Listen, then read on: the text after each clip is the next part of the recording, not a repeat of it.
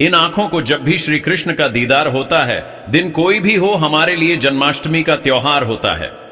जय श्री कृष्णा, राधे राधे। प्रिय माताओं बहनों, आप सभी भक्तों को श्री कृष्ण जन्माष्टमी की बहुत बहुत शुभकामनाएं। बहनों, हर साल भाद्रपद मास के कृष्ण पक्ष की अष्टमी तिथि को श्री कृष्ण जन्माष्टमी का पर्व मनाया जाता है। इस दिन भक्तजन भगवान श्री कृष्ण की विशेष पूजा अर्चना करते हैं और व्रत रखते हैं। बहनों, जन्माष्टमी के व्रत में श्री कृष्ण जन्म की कथा का बहुत अधिक महत्व माना जाता है। इसलिए आज के दिन भक्तों को इस कथा का श्रवण पूरी सच्ची श्रद्धा भाव से जरूर करना चाहिए। ऐसा करने से भगवान श्री कृष्ण की कृपा प्राप्त होती है और जीवन में सुख, समृद्धि और खुशहाली आती है। तो चलिए माताओं बहनों, श्री कृष्ण और राधा रानी के चरण कमलों का ध्यान करते हुए सुनते हैं जन्माष्टमी की बहुत ही सुंदर कथा। भागवत पुराण के अनुसार द्वापर युग में धरती लोक पर राक्षसों के अत्याचार बहुत बढ़ गए। राक्षसों के अत्याचारों से मनुष्य को बचाने के लिए धरती माता गाय का रूप धरकर भगवान श्री हरि विष्णु के पास पहुंचती हैं और कहती हैं, हे श्री हरि विष्णु, हे तीनों लोकों के स्वामी, धरती लोक पर मनुष्य जाति को इन राक्षसों के अत्याचार के कारण अत्यंत ही दुख भोगने पड़ रहे हैं। अब आप ही इस दुविधा से उन्हें बाहर निकाल सकते हैं। केवल आप में ही इतना सामर्थ्य है कि धरती लोक को इन राक्षसों के अत्याचारों से मुक्त करा सकते हैं। श्री हरि विष्णु कहते हैं, हे गौ माता, आप चिंता ना करें। धरती लोक पर मेरे 8वें अवतार के अवतरण का समय आ चुका है। मैं अतिशीघ्र ही धरती लोक का उद्धार करने के लिए मनुष्य के रूप में जन्म लेने वाला हूं। मेरा यह अवतार कंस की मृत्यु का कारण बनेगा और धरती लोक पर मनुष्यों का कल्याण करने के लिए होगा। द्वापर युग में धरती लोक पर एक बहुत ही सुंदर और अनेक रत्नों से सुशोभित नगरी थी, मथुरा, जिसमें कंस नाम का एक राजा शासन करता था। कंस अत्यंत ही दुष्ट, अत्याचारी और पापी राजा था। उसने अपने पिता राजा उग्रसेन को गद्दी से हटाकर जेल में बंद कर दिया और स्वयं मथुरा नगरी का राजा बन गया। जब कंस ने राजा उग्रसेन को बंदी बनाया तो उन्होंने कंस को श्राप दिया और कहा, कंस, अब तेरे पापों का घड़ा भर चुका है, तेरा अंत निकट है। कंस को अपने पिता के इन शब्दों का तनिक भी भय न लगा और वह उसी प्रकार से सभी पर अत्याचार करता रहा। मथुरा की प्रजा कंस के शासन में होने वाले अत्याचारों और कष्टों से अत्यंत ही दुखी हो चुकी थी। अब उन्हें केवल भगवान श्री हरि विष्णु के किसी चमत्कार का ही आसरा था। इसी प्रकार दुखों और कष्टों में वहां की प्रजा का समय बीत रहा था।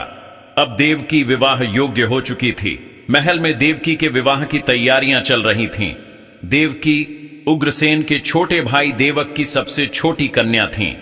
कंस भले ही अत्यंत क्रूर था, परंतु अपनी छोटी चचेरी बहन देवकी से अत्यंत ही स्नेह करता था और इसी कारण उसने अपनी बहन देवकी का विवाह अपने मित्र वासुदेव के साथ संपन्न कराया।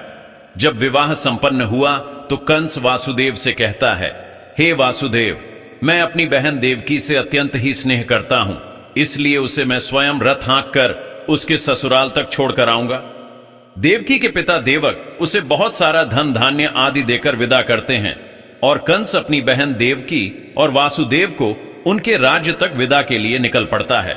अभी उनका रथ आधे रास्ते में ही पहुंचा था कि तभी एक आकाशवाणी होती है, हे कंस, जिस बहन से तुझे इतना स्नेह है कि तू उसे स्वयं रथ हाँक कर ससुराल छोड़ने जा रहा है, उसके गर्भ से पैदा होने वाली 8वीं संतान तेरी मृत्यु का कारण बनेगी। इसी बहन के गर्भ से तेरा काल जन्म लेगा। आकाशवाणी सुनकर कंस बहुत क्रोधित हो उठा और उसने सोचा कि अगर वासुदेव ही न रहे तो देवकी की संतान जन्म कैसे लेगी, इसीलिए मैं वासुदेव का ही वध कर देता हूं। यह सोचकर कंस वासुदेव को मारने के लिए आगे बढ़ने लगा।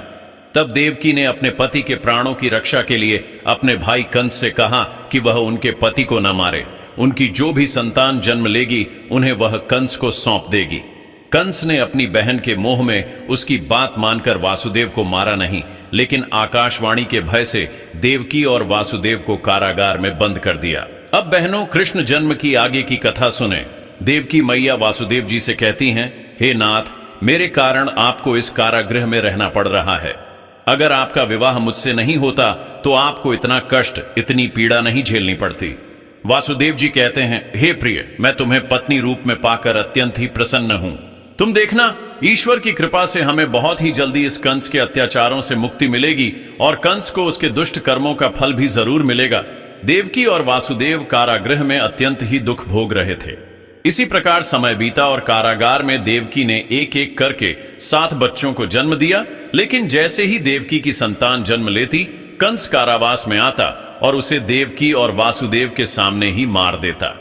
देवकी मैया कंस के आगे बहुत रोती गिड़गिड़ाती, पर कंस को उन पर तनिक भी दया नहीं आती। इस प्रकार से एक एक करके कंस ने देवकी और वासुदेव के सभी बच्चों को जन्म लेते ही मार डाला। वासुदेव और देवकी दोनों भगवान श्री हरि विष्णु से हाथ जोड़कर विनती करने लगते हैं कि हे भगवान, हमें कब कंस के अत्याचारों से मुक्ति मिलेगी, अब आप ही कोई रास्ता दिखाओ। हालांकि जब देवकी ने 7वीं संतान के रूप में जन्मे शेष नाग जी के अवतार बलराम जी को जन्म दिया, तो उन्हें योग माया ने संकर्षण करके रोहिणी के गर्भ में पहुंचा दिया था। इसीलिए ही बलराम जी को संकर्षण भी कहा जाता है। इस प्रकार से देवकी और वासुदेव की सभी संतानों को कंस ने मार डाला और अब 8वीं संतान के जन्म का समय निकट आ चुका था। यह खबर जैसे ही कंस को पता चली, उसने महल में पहरेदारों को और चौकस कर दिया। देवकी और वासुदेव के कारावास की खबर जब नंद बाबा को मिलती है, तो वह अत्यंत ही चिंतित होते हैं और उनकी सहायता करने का निश्चय करते हैं। इसी प्रकार से आकाशवाणी के अनुसार भाद्रपद मास के कृष्ण पक्ष की अष्टमी तिथि को रोहिणी नक्षत्र में माता देवकी की 8वीं संतान के रूप में स्वयं भगवान श्री हरि विष्णु ने कृष्ण अवतार के रूप में पृथ्वी पर जन्म लिया। जब श्री कृष्ण का धरती पर अवतरण हुआ, तो उस समय आसमान में भयंकर बिजली कड़क रही थी और चारों तरफ घोर वर्षा हो रही थी। मान्यता के अनुसार यह मध्य रात्रि के 12 बजे का समय था। ठीक उसी समय नंदलाल जी की पत्नी माता यशोदा ने भी एक पुत्री को जन्म दिया, जो कोई और नहीं बस माया थी। इस बीच कारागार में अचानक से एक तेज प्रकाश हुआ और चक्र शंख गदाधारी भगवान श्री हरि विष्णु प्रकट हुए। उन्होंने वासुदेव से कहा, मैं बालक के रूप में देवकी के गर्भ से जन्म ले चुका हूं। मेरा यह अवतार कंस के संहार और धरती लोक पर मनुष्यों का कल्याण करने के लिए हुआ है। अब आप देर न करें और इस बालक को अपने मित्र नंद जी के यहाँ छोड़ आइए और वहां से उनकी कन्या को यहाँ ले आइए। वासुदेव से यह सब कहकर भगवान विष्णु अंतर्ध्यान हो गए। उस समय भगवान विष्णु की माया से वासुदेव जी की हथकड़ियां अपने आप खुल गईं। सभी पहरेदार सो गए और कारागार के सभी दरवाजे अपने आप खुलते चले गए। भगवान विष्णु के आदेश अनुसार वासुदेव जी भगवान कृष्ण को एक टोकरी में रखकर और उस टोकरी को अपने सिर पर उठाकर नंद जी के घर की ओर चल पड़े। जैसे ही वासुदेव यमुना जी के निकट पहुंचे, तो उन्होंने देखा कि यमुना मैया भी उस समय वर्षा के कारण गहरे उफान पर थीं, क्योंकि वह श्री कृष्ण के चरणों को स्पर्श करना चाहती थी। यह देखकर बाल रूप श्री कृष्ण ने अपने चरण टोकरी से नीचे लटका दिए। जैसे ही यमुना मैया ने श्री कृष्ण के चरणों को स्पर्श किया, यमुना मैया ने वासुदेव जी को जाने का मार्ग दे दिया। वासुदेव बालक के रूप में भगवान कृष्ण को लेकर नंद जी के यहाँ सकुशल पहुंच गए। उन्होंने नंद बाबा से कहा कि मित्र, यह बालक बड़ा होकर कंस का वध करेगा और मनुष्यों को उसके अत्याचारों से मुक्ति दिलाएगा। और बालक श्री कृष्ण को यशोदा माता के पास लिटाकर उनकी नवजात कन्या को अपने साथ लेकर वापस आ गए। जैसे ही वासुदेव कारागृह में पहुंचे, तो वह सभी द्वार फिर से अपने आप बंद हो गए और सभी पहरेदार जाग जाते हैं। पहरेदार कंस को जाकर यह सूचना देते हैं कि हे महाराज, देवकी ने पुत्र नहीं बल्कि एक कन्या को जन्म दिया है। कंस कहता है, कोई बात नहीं, शायद प्रकोप से भगवान भी डर गए, इसीलिए पुत्र के स्थान पर पुत्री का जन्म हो गया।